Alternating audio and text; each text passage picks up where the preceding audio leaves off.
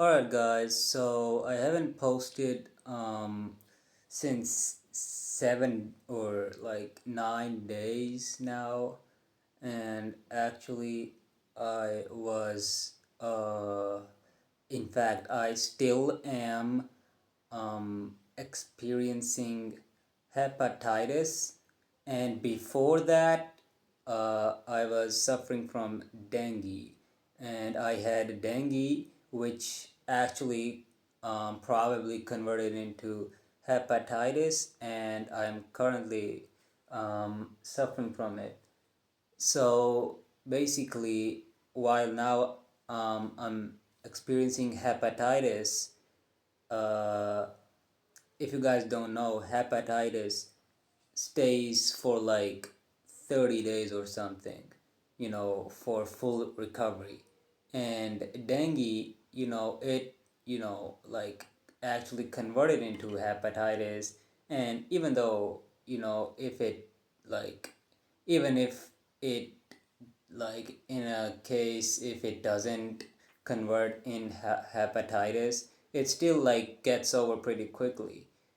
And so basically, what actually happened, 8 days ago, I was starting to have fever, and my muscles started to get like weak, and I started to feel like, really, like my body's temperature was getting high, and I was feeling really, really weak. And then I had a big fever, 103 degrees, and then we tested, and then yeah, we basically took a test of dengue, you know, and it was positive, so I had dengue. And uh, after that test report, came positive, I started to really feel like uncomfortable, and it was like hell. Like it, I actually play. I usually, when I wasn't like ill, and when I was healthy, I used to play like for hours, in the ground, in the court. Basically, I played tennis. So I was like really, really busy guy, and more like an athlete. I was very agile. I'm still really agile. And I, you know, I just, it was like I just played really intensely, and like I just threw a lot of my energy in matches, and it was like I played absolutely, you know the way athletes play. And like overall, it wasn't just that match time. I was actually like playing all the time, and like not like playing, it's like I was taking care of myself like an athlete would do. Basically, I wanna be a tennis player, so it was like I was taking really, I was taking care of myself, and I was eating really, really well, playing really, really intensely, meaning my workout was, really like intense and good, and so, I ate healthy, as I said, and, everything was like good, absolutely good. And so I was like a really, really healthy guy. But, although like I was in a great shape of my, self, you know, I had dengue. And then it is really, really bad. When I had dengue, I lost all of my power. I was really powerful, as I told you. Because I played and because I take my tennis thing really seriously, and like I play really intensely and seriously and like take care of myself. I was like really in good shape and like really strong at that time. But it all changed when I had this fever. It was really, really like bad and severe. I just couldn't move. Imagine you being so strong, but after 2 days, you lost all of your energy. It was like bizarre to me. It was weird. How can I like get so weak and not get like this um like energy to like stand up when I literally could 2 days ago.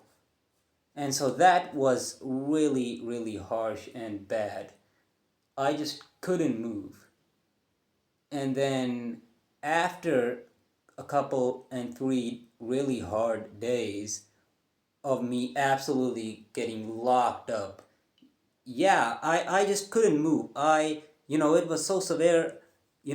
Basically what happens is you get a really high temperature and your body just gets really weak and you can't actually move. There are like a lot of things happening. Your brain, mentally you are like suffering from something. I don't know. There was like something which was attacking every single part of my body. And as I said, it was like really, really bad. Like, not only was it was about high fever, mentally something was just, you know, really, really, of burden. And so, in essence, basically, what I mean is that this dengue thing was so bad that it was like affecting me in every single way. I was psychologically not thinking well. I just couldn't. It's not like I could do anything. So basically, that's what happened. This disease just absolutely, destroyed me. And so after that, after 2 and 3 days, I started to feel more weaker, and I had like this like peak of this disease attacking me. Like that was the most intense part of the disease potentially attacking me. And at that moment, I absolutely couldn't, I just couldn't move. I couldn't do this. Remember, it's just like 3 days since it actually started. And so yeah, I couldn't move. And it my brain, my mind, my actually brain, it got so hot in from inside, and like I could feel some really this like hotness in my brain. And as I said, my mentally, not only like I was having really high fever, I was mentally having something attacking me to every every single thing was getting affected, as I said, in some sort of way. And so it was like really intense. My hair actually started to get like you know kind of like falling from my body, and it was like you know absolutely ridiculous. Like my just you could like tell by just seeing me that I was just brutally getting damaged by this. And so my hair were like really I don't know, it was like a really bad image. And they were just coming out of the body, and uh, it was like, yeah, it was just a really bad image. The hair were like turning more black, and you know when like you are like really having high fever for few days, your body, that ugly look, those hair getting absolutely rashed or whatever. So that what actually happened. But during that really peak time that, I mentioned, I told you that, then the peak time came of the disease, where it affected me the most.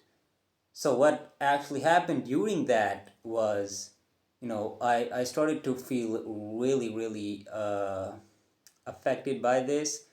I was having the most high fever now, 104 degrees, and I just couldn't, stay anymore in the house. I actually went to a hospital the day before too, but didn't like, got admitted.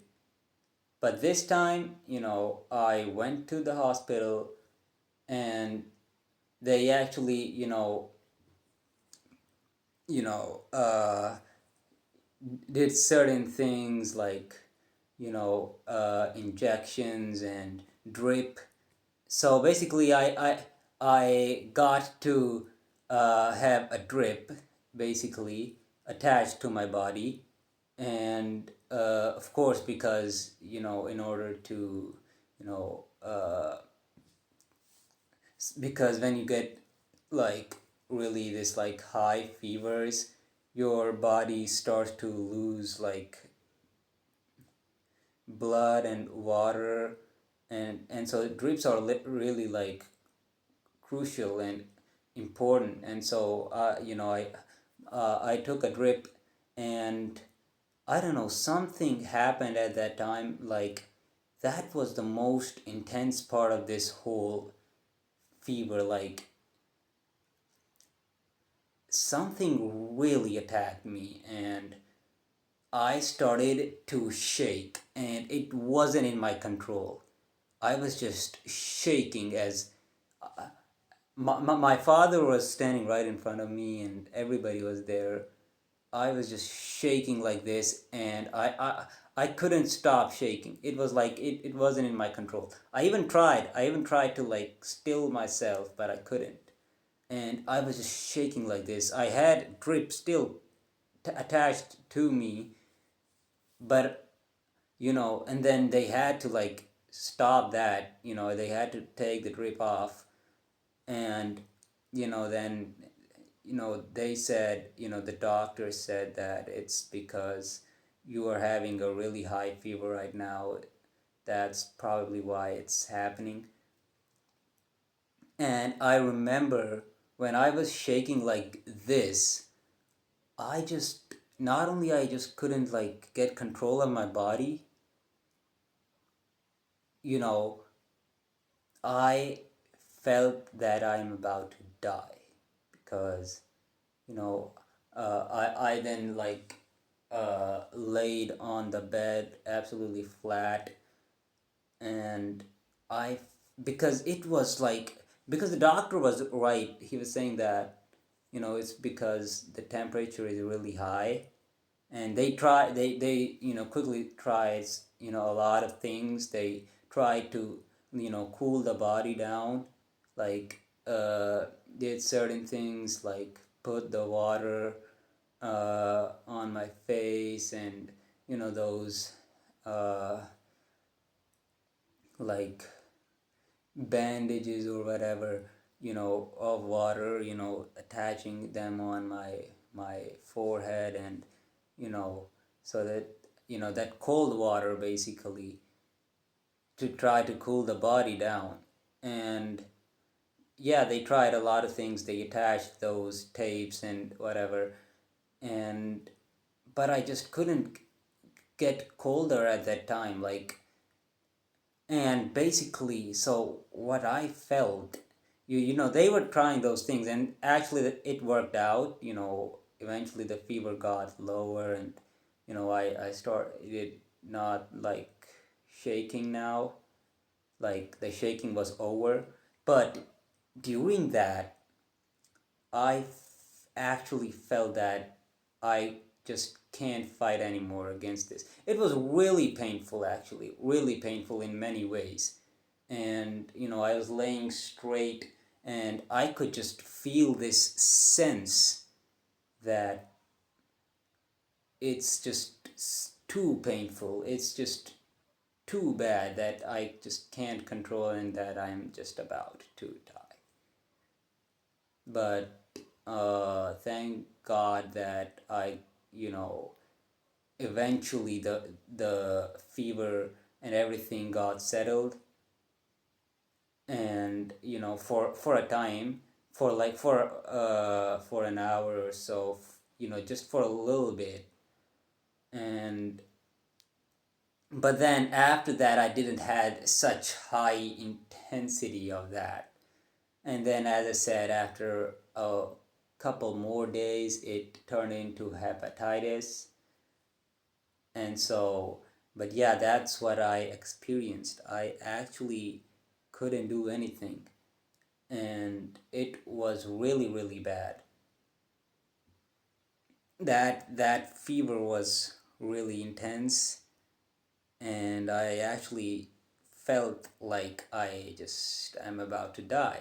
But thank God, as I said, that I'm like really grateful I, you know, didn't get more like I'm thank God that I survived, right? Basically, I have few more things that I can, I think, share from that experience. You know what it feels like. So it's like basically I'm talking about life regrets now. So when I was having that,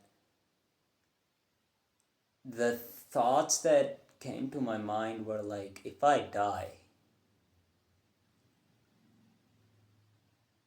you know, so I was, having those regrets at the time, and I was like,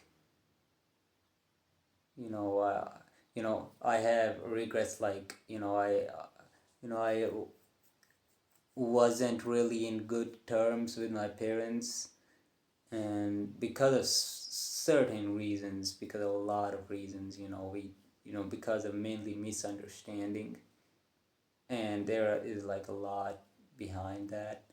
And I was like, God, just let me get, let me, just let me get through this disease. Let me get through this time. At the time when I was like literally about to die. I was like, God, just let me get through this, and I will absolutely be in great terms with my parents.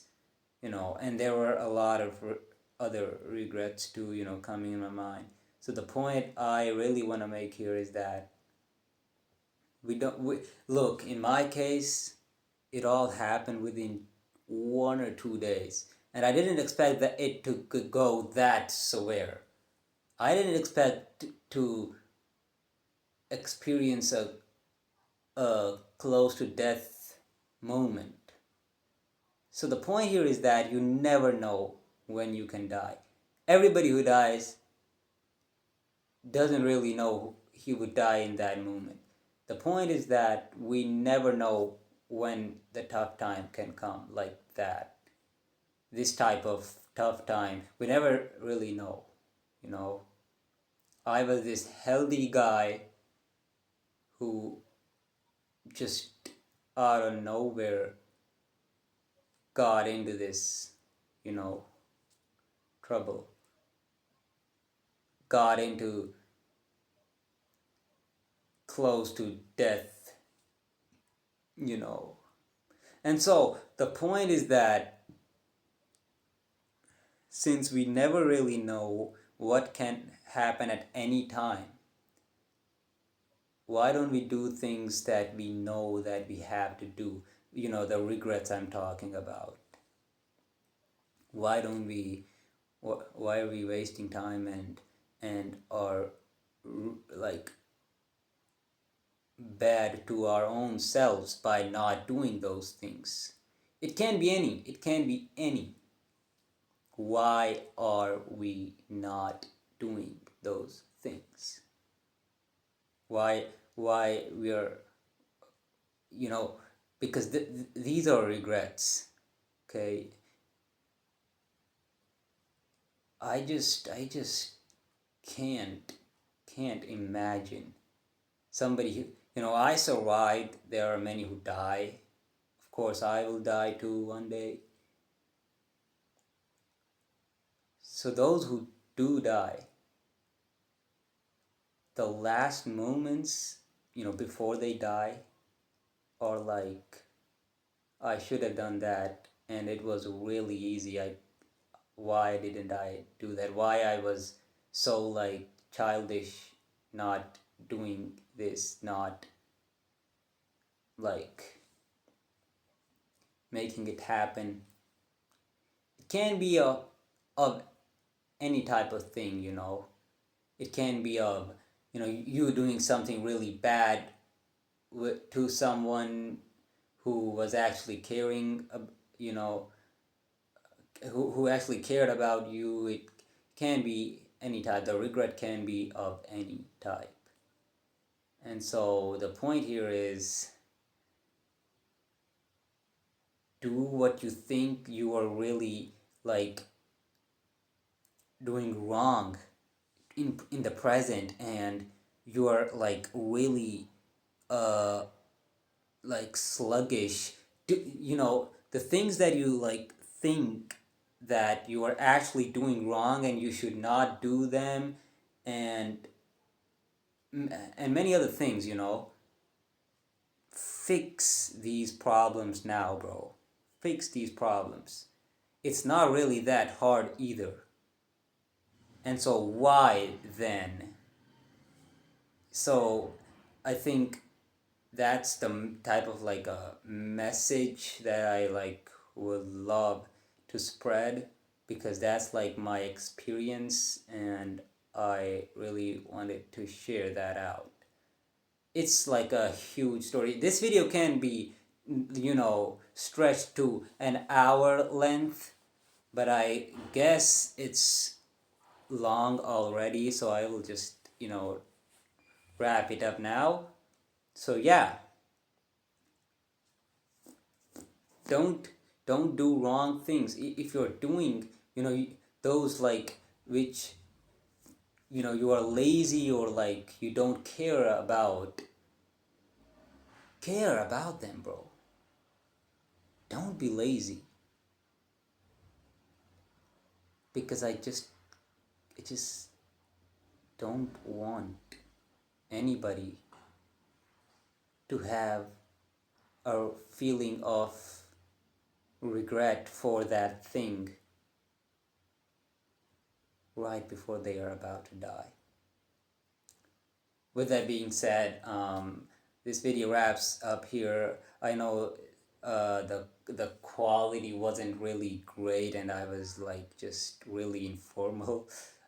Do let me know, is this type of style good? Like, do you actually enjoy watching that? Holy shit. Do you actually enjoy watching that? Do let me know in the comments. And I'll catch you in the next one. Do subscribe, like, and yeah, let me know if, without cut, if without cuts, do you actually enjoy, these type of conversations, in this like sort of like uh, way, you know, for yapping niche or whatever. So yeah, with that being said, catch you in the next one. Peace.